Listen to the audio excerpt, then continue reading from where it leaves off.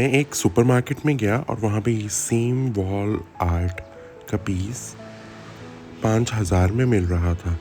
मैंने इसको खुद घर में बना लिया और इस पे तकरीबन लागत मैक्सिमम 100 रुपया भी नहीं आई। अब देखें आप भी और उसको घर में खुद तैयार करें।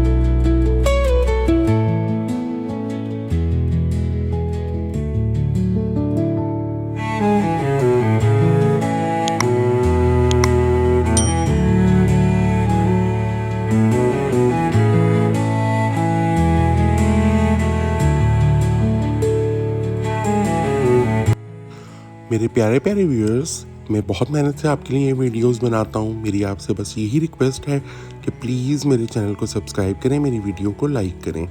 Thank you.